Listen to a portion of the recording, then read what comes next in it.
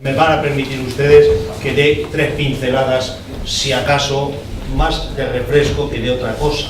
Don Joaquín Almunia, que tenemos la satisfacción y el honor de contar con él en esta clausura, como todos ustedes saben, aparte de ministro del gobierno de Felipe González, comisario europeo 10-11 años, si no me equivoco, posteriormente vicepresidente y comisario de la competencia 2010-2014, y ahora estos 2 últimos años pues ha venido al sol, como decía anteriormente, se ha venido donde hace mejor tiempo. Esa experiencia, aparte de secretario general del Partido Socialista Obrero Español también, y candidato a la presidencia del gobierno en su momento, pues hace que seguramente que con el tema que nos va a hablar, pues nos va a iluminar y nos va a hacer aprender muchas cosas, como nos han hecho aprender también los ponentes en las sesiones anteriores. Por tanto, sin más, para que efectivamente nos ilumine y aprendamos, don Joaquín Almunia tiene la palabra.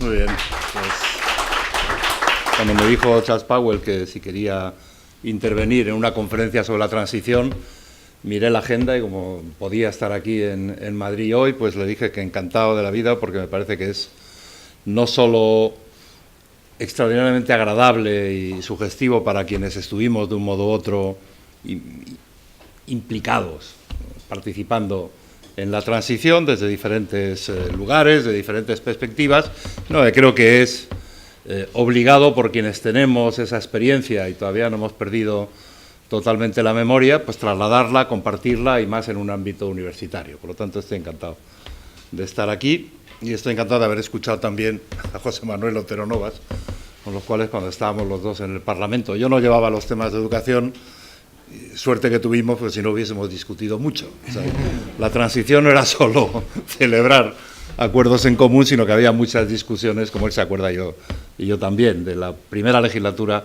inmediatamente posterior a la aprobación de la Constitución. Pero la transición, que hay que refrescar continuamente la memoria y trasladar lo que realmente fue, desde luego nos permite disfrutar del mayor periodo de paz y de progreso en nuestra historia, por lo menos en nuestra historia de los 2 últimos siglos. Y ya no me acuerdo muy bien de cómo fueron los periodos inmediatamente anteriores a la guerra de la independencia, pero en el siglo XVIII hubo menos guerras, pero tampoco la vida era muy agradable desde muchos puntos de vista para la inmensa mayoría de los españoles. Por lo tanto, nadie debiera discutir que la transición fue un inmenso lujo para España como proceso que nos llevó de la dictadura a la democracia y que nos llevó sin con tensiones y con muertos, que hubo muertos durante la transición y en algunos momentos con una intensidad fuerte y con unas tensiones muy serias, pero nos permitió salir de donde habíamos estado durante demasiado tiempo y salir con bien, salir con resultados y salir con probablemente en muchas áreas mucho más resultados de los que habíamos imaginado al empezar la transición y al jugar a favor del proceso de transición a la democracia.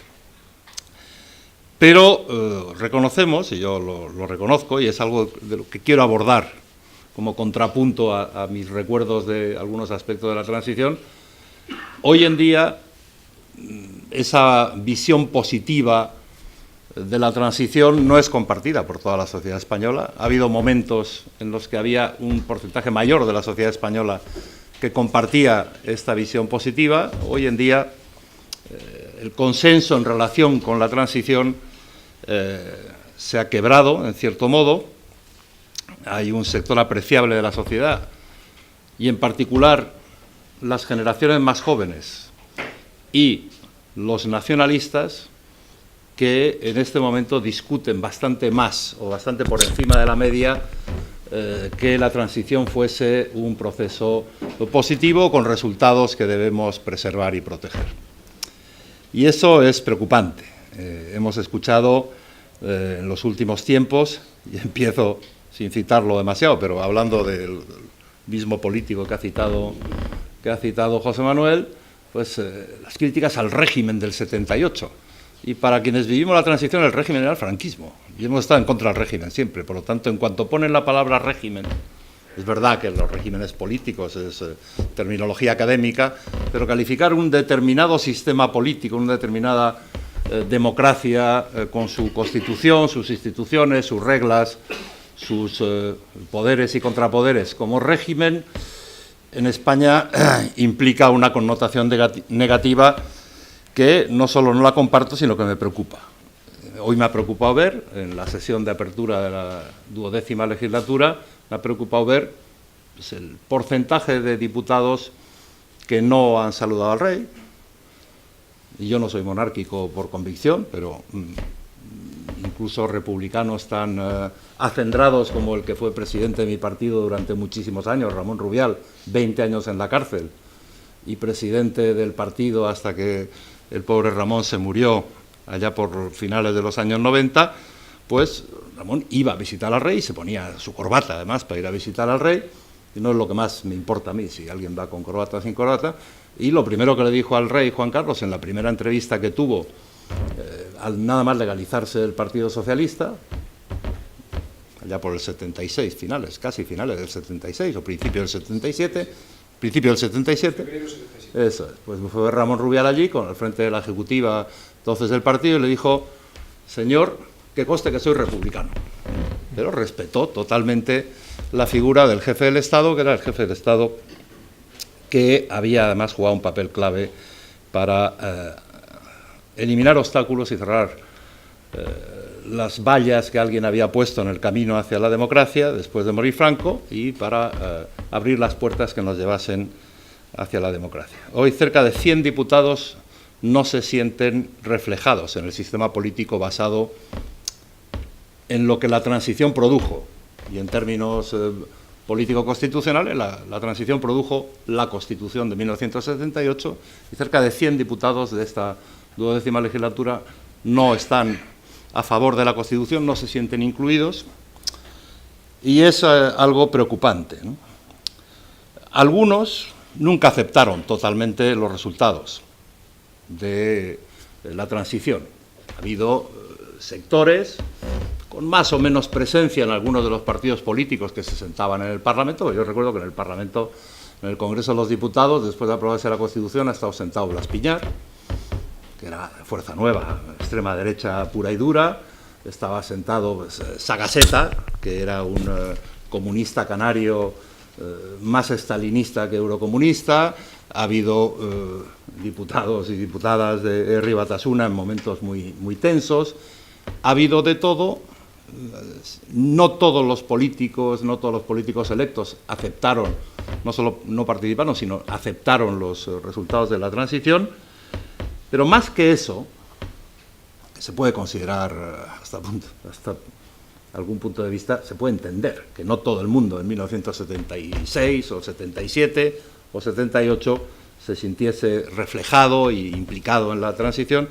Me preocupa a los que se han ido alejando desde los inicios de la transición, en particular desde los años 90, se han ido alejando de un proyecto en el cual participaron y en el cual creyeron.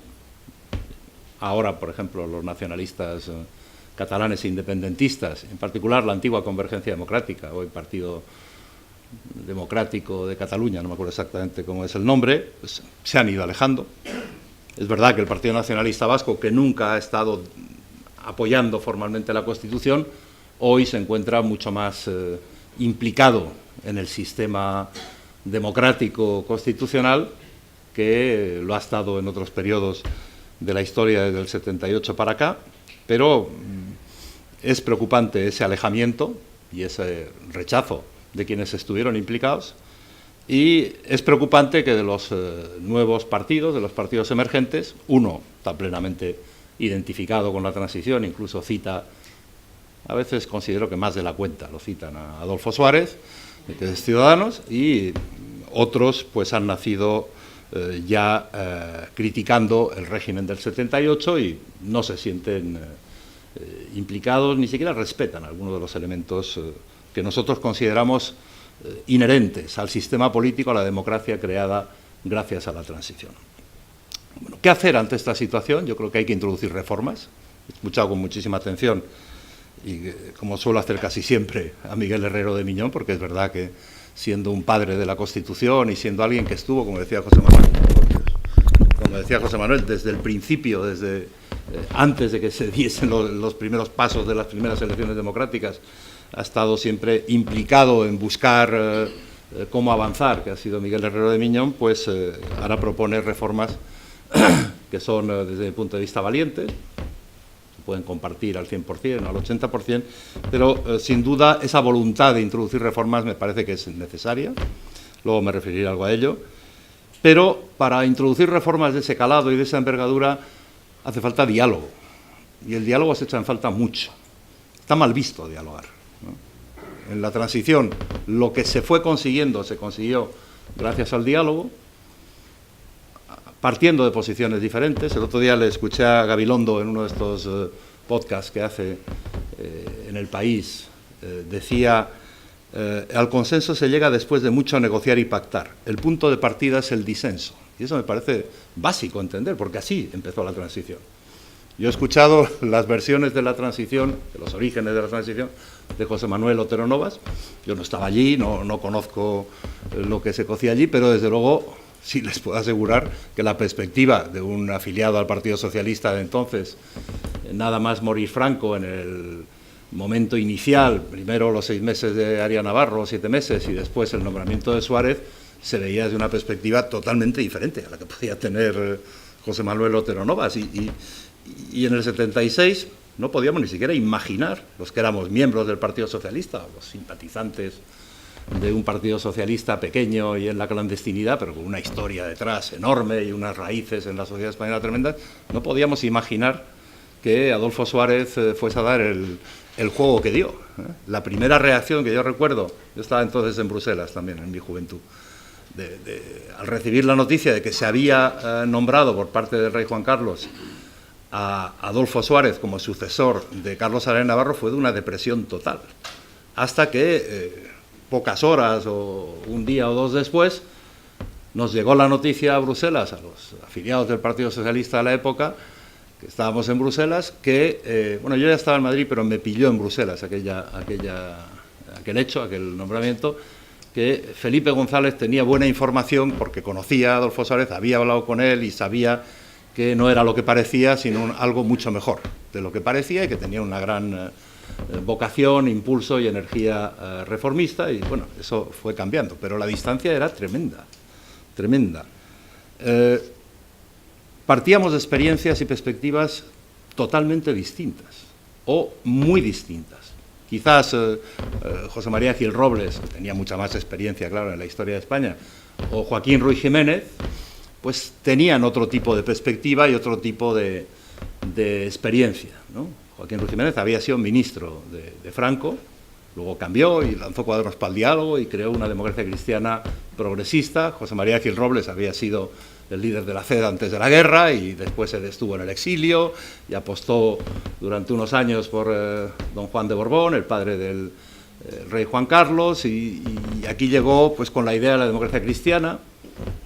Entre ellos también tenían difícil relación, pero al final se pusieron de acuerdo, no sacaron ni uno, pero eran perspectivas muy diferentes que no hacían nada evidente la posibilidad de llegar a acuerdos entre nosotros, ¿no? Nosotros vivimos en la ilegalidad, es verdad que era una ilegalidad poco creíble, porque ya te paseabas por la calle en Madrid y teníamos nuestros locales no con el cartel, pero bueno, gabinetes de abogados, este micro me está dando problemas. Gabinetes de abogados, ¿no? Todo el mundo sabía que no éramos abogados, aunque yo me licencié en Derecho de joven, pero no me acuerdo ya de nada. Éramos en la sede del Partido Socialista, en la sede de la UGT, el PC, que le costó más legalizarse que a nosotros todavía, tenía sus sedes y andaba Carrillo por ahí con la peluca escondido, pero mucha gente sabía en Madrid que estaba Carrillo por aquí. Bueno, claro, esas vivencias, esa experiencia, esa perspectiva, ponerla de acuerdo con Adolfo Suárez era muy complicado. Incluso con el rey Juan Carlos, que había sido nombrado en origen como le nombró Franco a finales de los 60, etc. Pero pronto esos recelos dieron paso a la toma de conciencia, uno, por supuesto que debíamos evitar cualquier tipo de confrontación civil, nunca más. Dos, ya habíamos estado históricamente en lugares opuestos, en nuestros antecesores. Dos, que nadie tenía fuerza suficiente para imponerse a los demás, y era muy importante también. La primera, desde luego, era la base, pero la segunda, es tener el realismo suficiente como para saber que ni la oposición democrática pura y dura podía tumbar a los sucesores del régimen franquista, ni los que pretendían desde las Cortes españolas, los procuradores y todas las otras fuerzas vivas del franquismo, del inmediato posfranquismo, que querían el continuismo, las asociaciones en vez de los partidos, la apertura del 12 de febrero en vez de la democracia, etcétera, etcétera, etcétera, tampoco tenían fuerza para llevarlo adelante, ¿no? Aquello era ya algo en el que las personas con un mínimo de visión y con inteligencia sabían que aquello no tenía futuro. Pero en cada uno de los dos polos había una parte que no compartía la necesidad de ponerse de acuerdo con la otra parte. La Junta Democrática, la primera plataforma de las fuerzas políticas democráticas, liderada por el Partido Comunista de Santiago Carrillo, por algunos independientes, como Calvo Serer o Pepín Vidal Beneito, sale a la palestra en el año 74, en verano, coincidiendo con una enfermedad de Franco, con la previa a la del año siguiente, que fue la definitiva. Y la Junta Democrática, estaba el PC, que era el partido de la oposición y de izquierda más implantado y con más militancia, eso decían que nada de pactos, que la ruptura tenía que ser una ruptura de la noche a la mañana, mediante la apertura de un proceso constituyente, un referéndum, monarquía-república. Eso era el PC de Carrillo en el año 74. Y nosotros, Partido Socialista, junto con Ruiz Jiménez, y con partidos de extrema izquierda, que no querían ni muertos sentarse con el Partido Comunista de Carrillo, porque decían que era su mayor enemigo, pues hicimos la plataforma, que era la alternativa a la Junta Democrática. Y en la plataforma, pues decíamos, entre la experiencia de los socialistas que estábamos conectados con los partidos europeos y con los gobiernos europeos socialdemócratas y tal, y la experiencia de los demócratas cristianos, pues decíamos, bueno, la ruptura pactada. O sea, era cortar, hacer una democracia sin límites, pero con pacto. Al final se unieron las dos plataformas, se llamaba la Platajunta, eso es, incluso hubo la POD, porque luego se sumaron, no me acuerdo quiénes, yo recuerdo, yo participaba en aquellas reuniones como representante de la UGT, porque Nicolás Redondo decía que no quería ir, me mandaba a mí, que yo era el economista de la UGT, y entonces yo iba a la plataforma de organismos democráticos, a la Platajunta, a la POD y todo aquello. Recuerdo que le echamos a Trevijano, que era el que quiso mantener hasta el final la ruptura democrática sin ningún tipo de matiz, etcétera, etcétera. Y por el otro lado estaban los del no a la ruptura, no a la democracia, tal como la entendemos, la única forma de entender una democracia, con plenas libertades, con plena garantía de derechos, protección de derechos humanos, libertad de partido, libertad sindical, etcétera, etcétera, sino aperturismo, que yo Arias Navarro era el paradigma del aperturismo, ¿no? Bueno, pues aquellos dos extremos, menos mal, no ganaron ni uno ni otro, y poco a poco, con dificultades, aprendimos a una cosa que decíamos entonces mucho: tenemos que hacer política. No basta con hablar de política, tenemos que hacer política. Hacer política significa, primero, saber exactamente qué quieres proponer, no grandes ideas, que está bien tenerlas, sino políticas. ¿Qué política económica, qué política educativa, qué política de garantizar la seguridad ciudadana, etcétera, etcétera? En vez de limitarse a hablar de política, que es, con perdón, un poco lo que vemos ahora en las tertulias, ¿no? Que es hablar de política. Y, por desgracia se ha implantado algo que entonces se supo evitar. Es verdad que aquellos momentos eran mucho más duros, con mucho más riesgo de marcha atrás o de no llegar a la democracia que los actuales, pero hoy me temo que se ha vuelto a caer en algo que es muy carpetobetónico, que es la tertulia, pero extender la tertulia a la política tiene sus riesgos, porque entonces el tertuliano por necesidad tiene que disentir del que tiene enfrente y no tiene la obligación de ofrecer un resultado al final de la tertulia.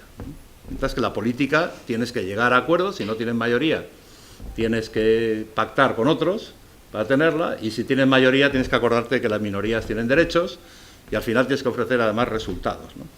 Y eso fue, yo creo que un éxito en cuanto al procedimiento de la transición, en cuanto a cómo abordar desde un lado y de otro el avance hacia una confluencia que se fue produciendo con esfuerzo, con tensiones, pero sobre el esfuerzo y sobre las tensiones primaban sobre todo la altura de miras y la capacidad política de quienes entonces protagonizaron aquello. Distinguimos lo que nos unía de lo que nos diferenciaba, que siempre es fundamental. En política hay muchas cosas que nos unen, salvando las distancias y sin referirme a la transición en este momento. Los británicos han votado que no a la Unión Europea en junio, con el Brexit. Ahora se están dando cuenta de todo lo que les une y de todo lo que les importa aquello en lo que están unidos con la Unión Europea. Y dice, oye, pero eso también lo vamos a perder. Hombre, si te vas, sí. Y eso también nos lo van a quitar, no, te lo van a quitar, no, has decidido tú que no lo quieres, te vas. Bueno, pues en política es muy importante tener ese tipo de consideraciones para ver el valor de lo que nos une y hacerse fuerte en lo que nos une para ir superando divergencias sobre la base del diálogo. Hay que decir que la opinión pública estaba bastante más preparada que la mayoría de nosotros para entender eso. Los ciudadanos normales, los ciudadanos de a pie, se habían ido preparando bastante antes para llegar a una situación democrática, frente a todos los miedos que nos trataban de vender los representantes del régimen franquista, de que los españoles no estamos preparados para la democracia, los demonios familiares, el no sé qué y el no sé cuántos. Parecía que en cuanto se pudiese uno expresar en libertad, discutiendo con otro que no coincidiese con nosotros las mismas ideas, íbamos a entrar otra vez en un proceso de guerra civil. Pues no. Pudimos hacer aquello perfectamente compatible, el diálogo, preservar y construir sobre lo que nos unía instituciones, una constitución y muchos elementos básicos de nuestro sistema democrático, y a la vez seguir discrepando. Yo recuerdo un punto, te referías tú, José Manuel, al referéndum de 1976, diciembre del 76, para la reforma política. Nosotros, los socialistas, tuvimos nuestro primer congreso autorizado, aunque no éramos un partido legal, tolerado, se puede decir, porque yo creo que el ministro del Interior de la época hubiese tenido problemas y dice públicamente en determinados ámbitos que había autorizado explícitamente un congreso del Partido Socialista, pero lo hicimos aquí. Antes habíamos hecho incluso en abril del 76, o sea, todavía con Arias de primer ministro, de presidente de gobierno, con Fraga de ministro del Interior. Adolfo Suárez estaba entonces, yo creo que era secretario general del movimiento, ¿no? En abril del 76 conseguimos un congreso de la UGT, ilegal, igual que el PSOE, y la UGT con el apoyo de todos los sindicatos internacionales y con una negociación hábil con algún ministro del gobierno de Arias, recuerdo a Enrique de la Mata Gorostizaga, con el propio Fraga, que aquellos 3 días se quitó del medio, no estaba en Madrid y tal, pero conseguimos hacer aquello. Pero en el referéndum de la reforma política del 76, toda la oposición democrática, la Platajunta, no me acuerdo quién estaba entonces, o todavía no existía la Platajunta, dijimos abstención. Y no participamos en el referéndum, abstención. Ya yo recuerdo en mi época de universidad había algún otro referéndum de Franco, que por supuesto aquello era abstención activa, y también el de la reforma política, pero el resultado fue impresionante para nosotros, una sorpresa, vista ahora en perspectiva, una sorpresa positiva. Es que la mayoría de la gente había votado que sí y que nosotros nos teníamos que poner al día rápidamente de lo que pensaba nuestra propia gente, porque en el voto secreto la gente decía, bueno, no es perfecta, hay muchas interrogantes, y las había enormes en diciembre del 76, pero hay que avanzar y vamos a salir. Yo no recuerdo si en aquel decreto ley de la reforma política, en la ley, estaban ya los elementos del sistema electoral. Había elementos del sistema electoral, las provincias, no sé qué, que luego en la ley de febrero se tradujeron en el sistema electoral.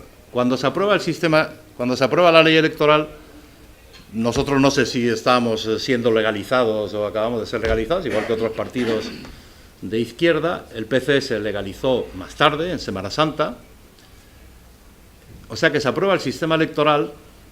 Es verdad que se pueden hacer todo tipo de cálculos sobre a quién le beneficia o no, pero el que era un partido fortísimo de la izquierda no era nada seguro que en las elecciones de junio pudiese llegar a presentarse, porque todavía era ilegal. Y los partidos de extrema izquierda, el Partido del Trabajo, la ORT, el Movimiento Comunista, seguían siendo ilegales después de las elecciones del 77, organizaron unas coaliciones, todo el mundo sabía quiénes eran, pero no eran todavía legales. Pero ese sistema electoral, me voy a referir ahora, pero estaba allí metido cuando todavía no sabíamos, uno, lo que iba a dar de sí en términos de resultados, porque no sabíamos la lista entera de partidos mínimamente relevantes que se podrían presentar, porque podrían no ser legales todavía, y luego no teníamos ni idea. Los sondeos se equivocaban entonces muchísimo más que los actuales, que es decir, ¿no? Claro, no había ninguna experiencia, ¿no?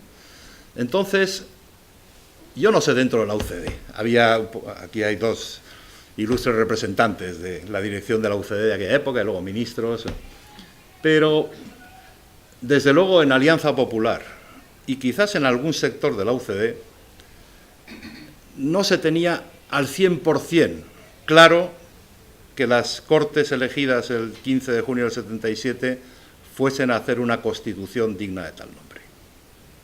Había opiniones, la mayoría sí, Suárez lo sabía. Había dicho Suárez sí, públicamente. Sí, pero si la suma de Alianza Popular más UCD o UCD más Alianza Popular hubiese tenido mayoría absoluta, y si el Partido Socialista, en vez de sacar 120 diputados, que me parece que fue lo que sacamos entonces, más que los que tenemos ahora, hubiésemos sacado entonces los que tenemos ahora, pues yo no sé cómo hubiese sido la Constitución.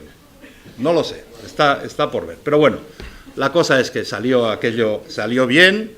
El hecho de que nadie tuviese mayoría absoluta ayudó, nada más constituidas las Cortes, nada más constituido el Congreso, a que se pusiese en marcha la Constitución.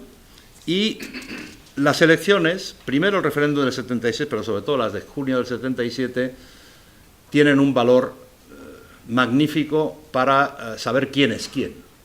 Ahora, el antes citado Pablo Iglesias dice, no, vamos a estar en el Parlamento y en la calle.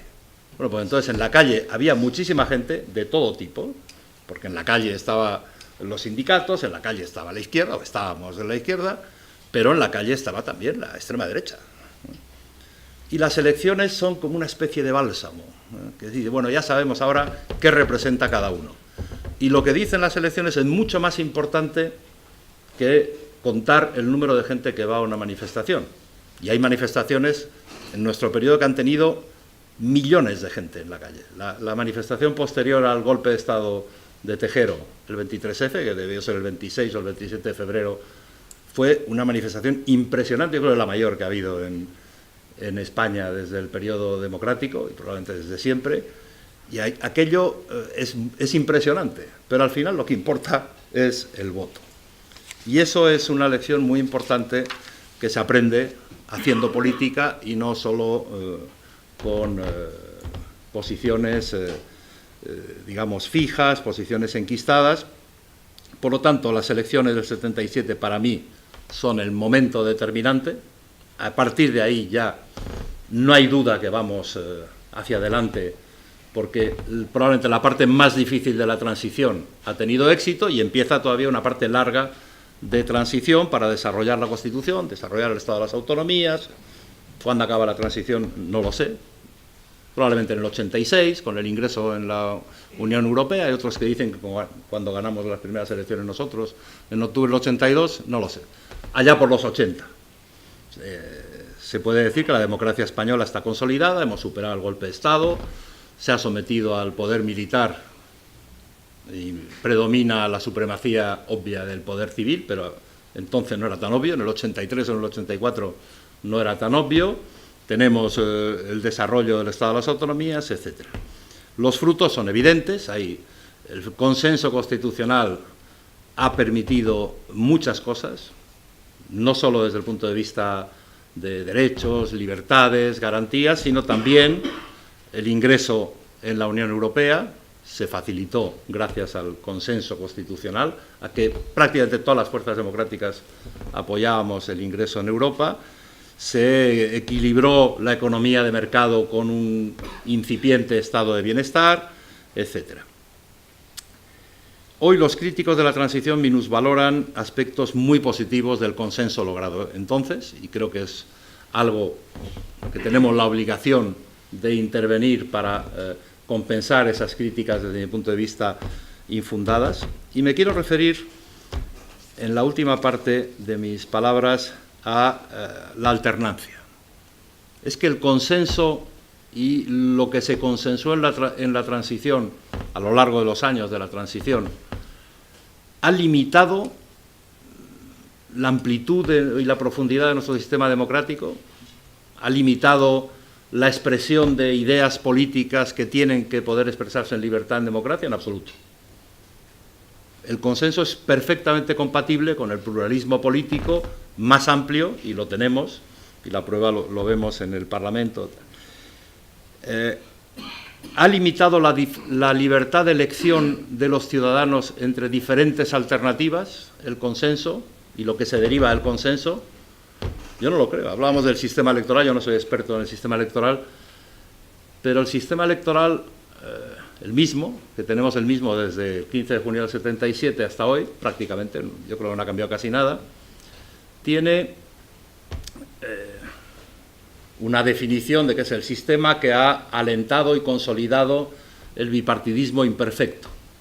Y durante muchos años, durante muchas elecciones ha sido así, porque lo querían los ciudadanos, porque en las dos últimas elecciones, casi seguidas, la de diciembre del año pasado y la de junio de este año, el bipartidismo imperfecto forma parte del pasado y tenemos un sistema que es pluripartidista, el mismo sistema electoral, las mismas 50 provincias y circunscripciones provinciales, con alguna variación dependiendo de la evolución de la población, un diputado más o un diputado menos en algunas de las circunscripciones, pero el resultado es muy diferente, ¿no? La acusación de turnismo al sistema de partidos que nace de las Cortes del 77 y del sistema electoral que se viene aplicando desde las primeras elecciones constituyentes hasta hoy, la acusación de turnismo me parece que demuestra ignorancia que se puede entender en un ingeniero industrial, con perdón de los ingenieros, o en un albañil, pero en un profesor de ciencia política no. Esto no es turnismo, ni ha sido nunca turnismo. Han gobernado 3 partidos a nivel nacional: la Unión del Centro Democrático, el Partido Socialista Obrero Español, Alianza Popular, Partido Popular.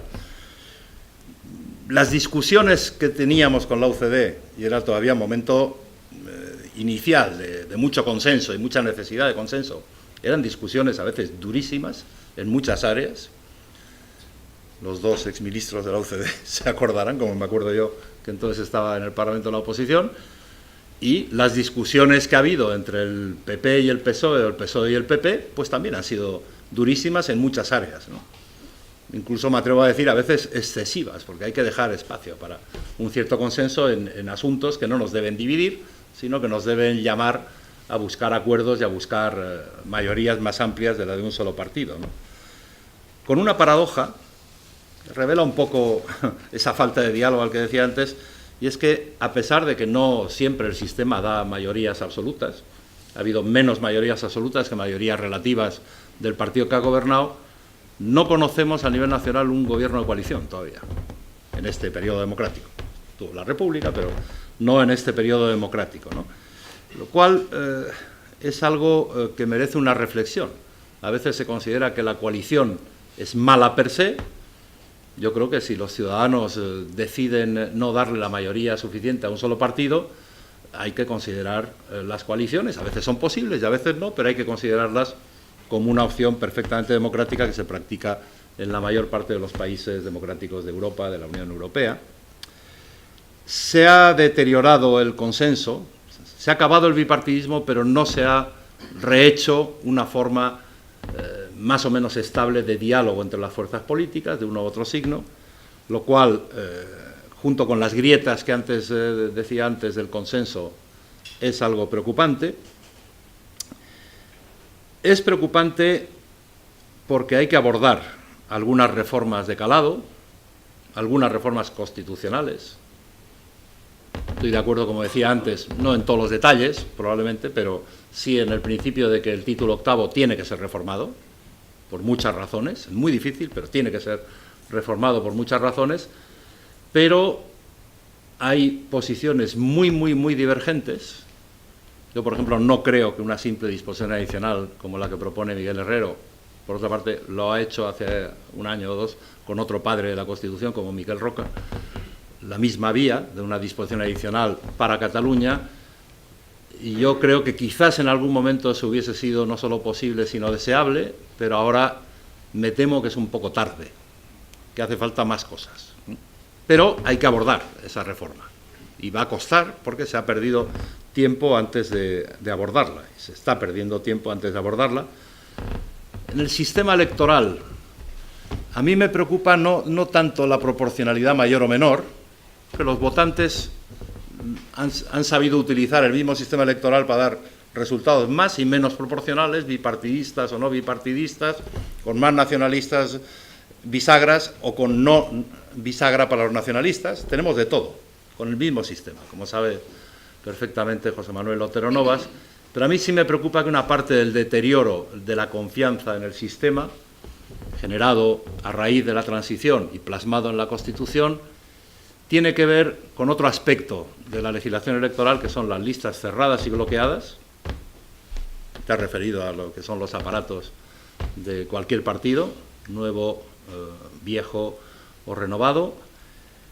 Y esa lista cerrada y bloqueada lleva a un exceso de poder de los aparatos de los partidos en relación a los que tienen ideas políticas dentro de cada uno de los partidos, y lleva a lo que llamamos los economistas una selección adversa, que es que la mejor gente a las que nos gustaría ver implicados de pleno en la vida política, por ese exceso de poder de los aparatos y por esa indeterminación del trabajo que hace cada uno en el Parlamento, si es elegido dentro de una lista, normalmente lleva a que muchas de esas mejores personas prefieran buscar otra actividad antes que dedicarse full time a la política.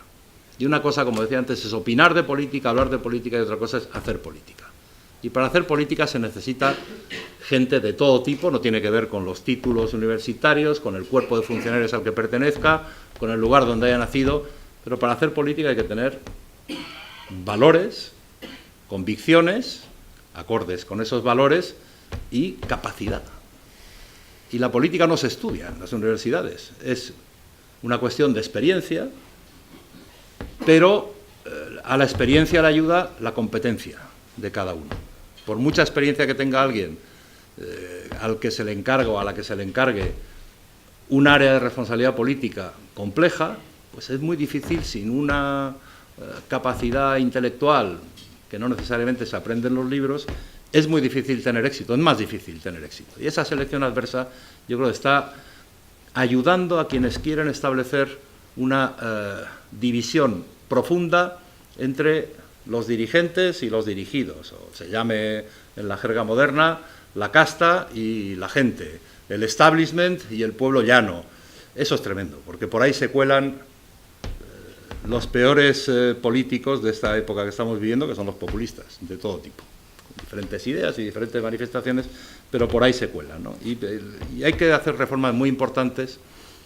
He dicho la reforma electoral, he dicho la reforma autonómica. En derechos y libertades hay que ver cómo se hace una nueva lectura de los derechos y libertades. Hay derechos y libertades que no están garantizados y protegidos en la Constitución porque no sabíamos la importancia que tenían cuando se hacía la Constitución, pero hoy, 30 años después, pues son extraordinariamente importantes, o casi 40 años después. Entonces, esa reforma es necesaria. Podemos hacerla, con esto acabo, con el nivel del consenso que se alcanzó en el año 78 del siglo pasado. Pues, desgraciadamente, yo creo que no. Ese mismo nivel ahora no es posible, pero hay que buscar el máximo consenso posible.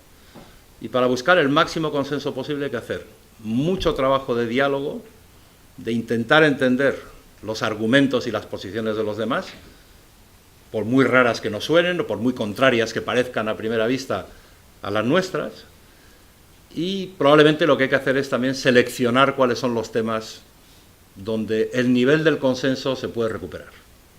Porque a estas alturas, con la experiencia que hemos tenido en el siglo XX, por no hablar ya del XIX, abordar una reforma constitucional prescindiendo de la preocupación por el nivel de consenso para que pueda ser un texto para todos, me parecería un error histórico. Casi prefiero no reformar todo lo que me gustaría reformar en la Constitución, o a ese nivel de la arquitectura jurídico-constitucional de nuestro sistema, pero mantener un grado apreciable de consenso que no va a ser en ningún caso, por lo menos de momento, por desgracia, el mismo nivel de consenso que tuvo la transición y que explica una buena parte del éxito de la transición, y no podemos ignorarlo para hacer política 40 años después del momento culmen de la transición. Ya está. Tenemos tiempo para un par de preguntas, si alguien quiere.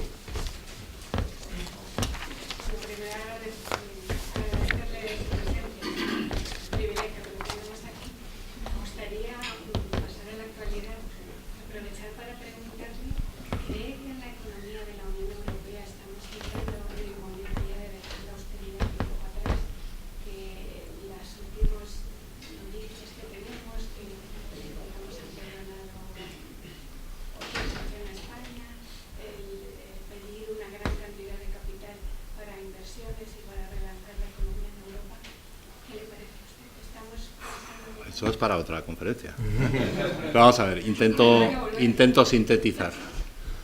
Primero, el margen de las diferentes economías nacionales de la Unión Europea o de la zona euro, de los 19 países de la zona euro, para utilizar de manera más expansiva la política fiscal y presupuestaria es muy diferente.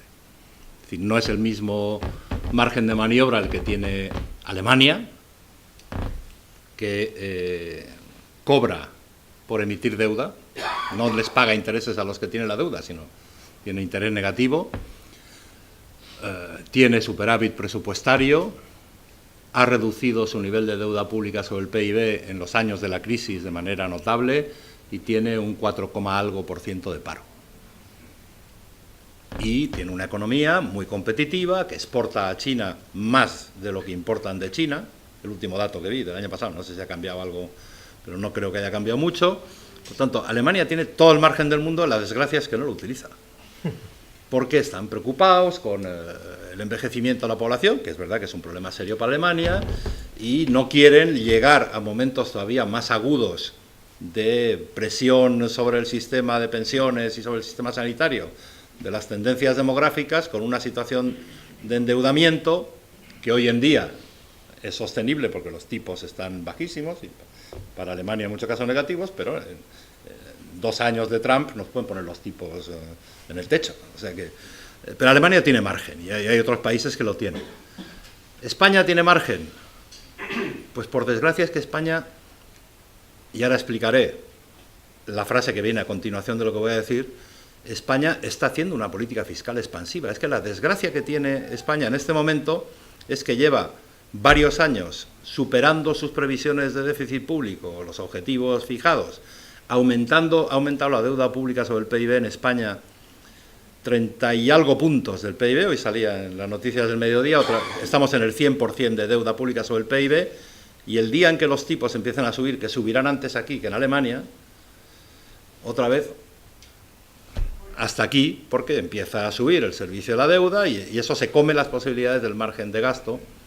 Y además se han bajado impuestos en un momento que no había por qué haber bajado impuestos y tenemos un déficit público que es el segundo más alto de la Unión Europea, en tamaño por supuesto, el mayor de la zona euro, pero en términos relativos el segundo de la zona euro, Grecia lo tiene por abajo de nosotros, parece que es Chipre ahora que tiene por encima de nosotros, así, pero Chipre es una cosa. Entonces nosotros en este momento no tenemos margen para lanzar las campanas al vuelo, porque siguen sonando las campanas que lanzamos al vuelo, y las han lanzado los dos partidos. Las lanzó el gobierno Zapatero en un momento muy malo y las ha lanzado este gobierno cuando se acercaban elecciones. Entonces no tenemos ese margen. Añado a continuación. Y entonces, ¿por qué hay tanta angustia con la austeridad y tantas consecuencias dramáticas día a día en las noticias. Ayer la pobre señora esta en Tarragona que se murió porque se le incendió su casa porque le habían cortado la electricidad. En fin, hay mil hechos de austeridad. Porque se han hecho los recortes de la peor manera posible. De la peor. Yo suelo decir que se han hecho recortes a hachazos aquí. Y hay otros países que han ido mirando al milímetro dónde cortar, dónde no cortar, y si no se puede cortar mucho el gasto, pues entonces tampoco se puede bajar los ingresos. Hay que aguantar el ingreso, ¿no?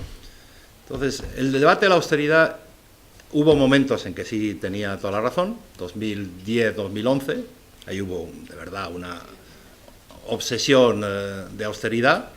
A partir del 2012, de junio del 2012, empieza a modularse y además empiezan a bajar los tipos, las primas de riesgo. Ya no salen las primas de riesgo en la portada de los telediarios, antes salían todos los días, ¿no?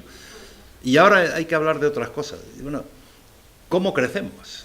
¿Qué hay que hacer para crecer? Inversiones. ¿Quién invierte? Exportación hemos mejorado bastante en España. Mira. Pero, ¿quién invierte? ¿En qué se invierte?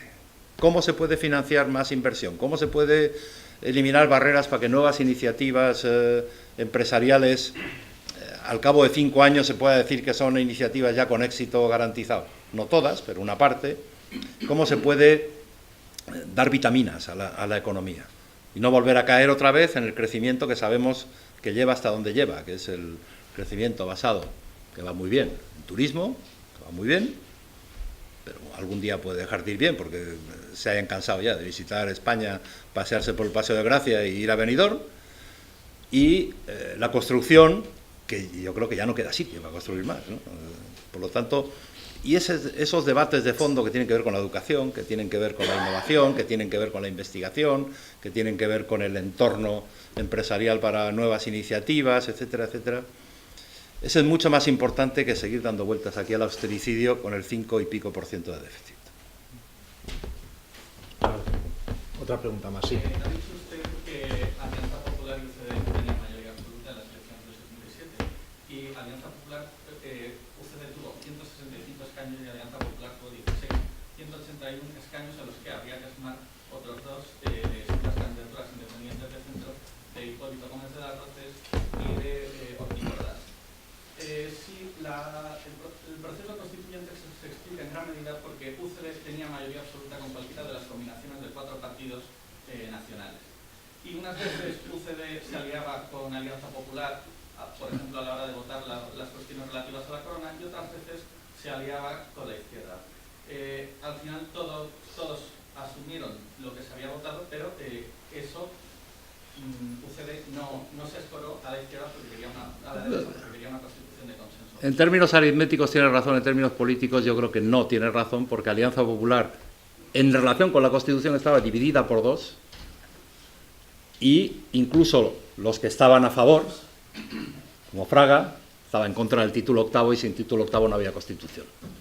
Es decir que es más Otras veces se orillaba Alianza Popular. hay que bajar al segundo nivel, un poco más micro, para ver cómo era aquello. Si me permite, rápidamente. un momento en el proceso constituyente en el que se abandona la mayoría mecánica, era Alianza Popular con UCD y se sustituye por el consenso. Ese es el momento en el que a partir de no sé qué sesión, en año medio, abril o así, mayo del 78, se reconduce. ¿Es con la discusión sobre el artículo de educación? ¿Es? No, es cuando sí, de hecho que Eso, el artículo de educación, el artículo 27. ¿no? Sí. O sea que no es pura aritmética aquello. Y por otro lado, hablando del consenso, dice usted más o menos consenso, pero el consenso es o la unanimidad o la no oposición frontal de la minoría. Esa está perfectamente definido en la Declaración de Arreglos de los Padres de la Constitución del 7 de octubre del 2003, que dice que ninguna reforma se debe hacer sin el consenso de las mismas fuerzas políticas que aprobaron la Constitución. Eso no es posible. O sea, hoy evidentemente no es posible porque muchas de ellas se han echado al monte y porque también el sistema de partidos ha cambiado. Y una reforma hecha por mayoría de 3/5 o de 2/3 con un partido de 100 escaños, con 100 escaños en contra, que sería una reforma de acuerdo con el consenso de la oposición. Yo, como creo que hay que reformar aspectos de la Constitución, he dicho los que me parecen más importantes, no necesariamente tienen que hacerse todos a la vez, creo que hay que aspirar al mayor nivel de consenso posible, pero no se puede uno atar las manos, porque es una decisión que tiene efectos contrarios indeseables. Es decir, no reformaré la Constitución hasta no llegar al mismo nivel de consenso que había en el momento del referéndum constitucional del 6 de diciembre, porque entonces no haremos reforma de la Constitución. No había ese consenso al principio del debate constituyente y se fue ganando. Y lo que hay que hacer es ponerse a discutir, primero, dónde y cómo se discute, segundo, quiénes son básicos para estar sentados en la mesa de la discusión y quiénes pueden ser parte de esa discusión, pero no necesariamente bloquear el inicio de esa discusión, y luego ir abordando los temas, y yo creo que en una parte de los temas, no en todos, a medida que se vaya avanzando en el debate, en la discusión, en el análisis de propuestas, se irá agrandando el consenso en el nivel actual, que por desgracia ha disminuido mucho. No sé hasta dónde llegará, pero tampoco se sabía entonces si se llegó. Muy bien. Venga, una última pregunta. Muchas gracias. Yo soy griego y quería decir que en Grecia abrimos el partido más emblemático y, bueno, uno de los líderes de la transición democrática ha disminuido del 44% al 4%, pasó. Mi pregunta es, si este peligro existe también para PSOE y la llamada pasoquización, me parece que no. Pero ¿qué tiene que hacer PSOE en este momento para solucionar su crisis interna y también para superar este peligro, si existe? Que es un problema de los partidos socialdemócratas en toda Europa. Sí. Es verdad que la familia socialdemócrata, que es básicamente una familia política europea, es muy difícil encontrar fuera de Europa, aparte de Australia, Nueva Zelanda y pocos sitios más, socialdemócratas, laboristas o socialistas, un poco de nuestra familia, ¿no? En América Latina había algunos casos, pero no siempre. Pero bueno, la comparación con Grecia, primero. Yo estuve en un debate, participando en un debate hace año y medio en el Centro de Estudios Europeos de Harvard con un politólogo griego, Takis Papas, no sé si te suena, experto en populismo. Y el debate era, me pidió que hiciese el debate, yo estaba allí pasando un mes, porque él trabaja sobre el populismo del PASOK y analiza otros populismos, y tenía un artículo académico, no publicado todavía, pero avanzado, donde decía la historia de dos partidos que tiene puntos en el calendario prácticamente idénticos, el inicio de la transición, el papel que juegan en los momentos iniciales de la transición, cuando ganan las elecciones, sus mayorías absolutas, sus prioridades. Dice, y son totalmente diferentes, decía hasta hace año y medio, porque el sistema español dio como resultado desde el principio una izquierda socialdemócrata no populista, y en paralelo un partido socialista que no le gustaba nada llamarse socialdemócrata, ni siquiera al principio pertenecía a la Internacional Socialista, que es el que creó Andreas Papandreou, populista, que a su vez contaminó en su populismo a Nueva Democracia, que era un partido de centro, equivalente a la UCD en su origen, con el presidente Karamanlis, el tío del que luego fue el primer ministro, nada populista, pero que luego poco a poco se fue contaminando de la enfermedad. Y decía, claro, es que en España no tenéis populismo. Digo, no teníamos. Ahora ha surgido. Pero han sido partidos y siguen siendo partidos muy diferentes en muchos aspectos, ¿no? Hemos tenido buena relación, en general, no siempre, pero en general hemos tenido buena relación, PSOE-PASOK, pero el tipo de partido de PASOK, las raíces, el tipo de líderes que ha tenido, sobre todo el Papandreou padre, y algún otro, pues ¿cómo se llamaba aquel? El Pangalos, no, Simitis, serio tecnócrata, Pangalos y no sé quién más. Eso lo hemos tenido pues en alguna provincia o en algún municipio, pero no lo hemos tenido en la vida del PSOE en primer nivel, ¿no? Entonces, luego nos ha golpeado la crisis a los dos, al PASOK mucho más, porque casi ha desaparecido, por ahí andan los restos, muchos de ellos amigos míos, me los voy encontrando por ahí en sitios. Nosotros no hemos desaparecido, hemos menguado, y estamos en mala posición. ¿Hasta dónde va a llegar la mengua? Pues ojalá ya se haya acabado, pero no lo sé tampoco, ¿no? Yo creo que los partidos, incluso un partido con 140 años de historia como es el PSOE y raíces muy profundas en la sociedad española, no solo históricas del siglo pasado y de primera mitad del siglo XX, sino ahora, pero no tiene suelo. Es decir, si siguen cometiendo errores del tipo que sea, pues se sigue cavando la tierra y sigues bajando, ¿no? Por lo tanto, y además, con la crisis de la familia socialdemócrata en toda Europa, no tienes muchas referencias en las que agarrarte para aguantar y a ver si puedes subir, ¿no? Por lo tanto, hay que trabajarse la recuperación cada uno en su sitio, ¿no? Pero vamos, no creo yo que el PSOE acabe como el PASOK. No, sinceramente no lo creo. Que tenemos una crisis, no te lo puedo negar. Muchas gracias, señora Almunia, muchas gracias a todos. Tenemos que clausurar este Congreso Internacional sobre la Transición Española 40 años después. Pues enhorabuena a todos los organizadores, en especial a nuestro Instituto de Estudios Europeos. Y nada, pues gracias por su presencia, señora Almunia, y gracias a todos los que han participado, a todos los ponentes de este Congreso.